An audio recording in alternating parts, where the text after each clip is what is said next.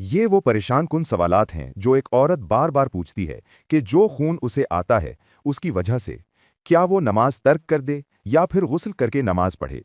Number ایک، حیض۔ یہ ایک طبی خون ہے جو رحم کے اندرونی حصے سے معلوم اوقات میں خارج ہوتا ہے۔ اللہ تعالیٰ نے اسے بچے کی غذا کی حکمت کے پیش نظر پیدا فرمایا ہے۔ جب بھی عورت اپنے رحم سے خون جاری دیکھے تو وہ حیض ہے۔ اس کی ابتدا یا انتہا کسی مخصوص عمر کے ساتھ مقید نہیں ہے۔ حیض کی کم سے کم یا زیادہ سے زیادہ مدت کی کوئی حد مقرر نہیں ہے، بلکہ جو کچھ وہ عورت مسلسل معمول کے طور پر دیکھے وہ حیض ہے۔ البتہ اکثر وہ 6 یا 7 دن حیض دیکھتی ہے۔ حیض سے پاکیزگی کا علم سفید رطوبت کے نزول سے ہوتا ہے، جو کہ ایک سفید مائع ہے اور حیض کے رک جانے کے بعد خارج ہوتا ہے۔ جس عورت کو اس مائع کے خارج ہونے کی عادت نہ ہو تو اس کی طہارت کی علامت خون کا مکمل طور پر خشک ہو جانا ہے۔ حیض والی عورت نماز اور روزہ ترک کر دے گی، البتہ وہ روزے کی قضا کرے گی، نماز کی نہیں۔ نمبر 2، استحضاء۔ یہ خون کا بہنا ہے جو بیماری یا رحم کے نچلے حصے کی کسی رگ میں خرابی کی وجہ سے غیر معمولی اوقات میں جاری ہوتا ہے۔ حیض اور استحضاء کے خون میں فرق۔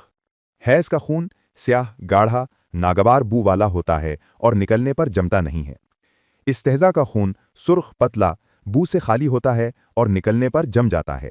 رحم سے نکلنے والی ہر چیز اصل میں حیض ہی ہے، جب تک کہ اس کے استحضاء ہونے پر کوئی دلیل قائم نہ ہو جائے، کیونکہ یہی خون اصل اور طبی ہے۔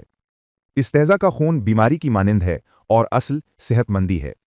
استحضاء والی عورت نماز بھی پڑھے گی اور روزے بھی رکھے گی۔ جب ہر نماز کا وقت داخل ہو جائے تو وہ ہر نماز کے لیے نیا وضو کرے گی۔ اس کے لیے تخفیف آسانی کی خاطر ظہر اور عصر کو ان میں سے کسی ایک کے وقت میں جمع کرنا جائز ہے، اور اسی طرح مغرب اور عشاء کو بھی جمع کر سکتی ہے۔ البتہ وہ اپنے حیض کے معمول کے دنوں میں روزہ اور نماز ترک کر دے گی۔ مستحضہ عورت کی حیض کے ساتھ 3 صورتیں ہیں۔ نمبر 1، وہ عورت جس کی استحضاء سے پہلے ایک عادت ہو۔ وہ اپنی عادت کی مدت تک بیٹھی رہے گی، نماز ترک کرے گی، پھر غسل کر کے نماز شروع کر دے گی۔ نمبر 2، وہ عورت جس کی کوئی عادت نہ ہو لیکن وہ تمیز کر سکتی ہو۔ وہ حیض کے خون کی علامات کی بنیاد پر اس خون کو پہچان کر ان دنوں میں بیٹھی رہے گی، پھر غسل کر کے نماز شروع کر دے گی۔ نمبر 3، وہ عورت جس کی نہ کوئی عادت ہو اور نہ ہی وہ تمیز کر سکے تو وہ غالب حیض کی مدت یعنی ہر ماہ 6 یا 7 دن بیٹھی رہے گی۔ نمبر 3، نفاس۔ یہ وہ خون ہے جو ولادت کی وجہ سے رحم سے خارج ہوتا ہے۔ خون کی کم سے کم یا زیادہ سے زیادہ مدت کی کوئی حد مقرر نہیں ہے، لیکن اس کی غالب مدت 40 دن ہے۔ حضرت ام سلمہ رضی اللہ عنہا فرماتی ہیں، رسول اللہ صلی اللہ علیہ وسلم کے زمانے میں نفاس والی عورت 40 دن بیٹھا کرتی تھی۔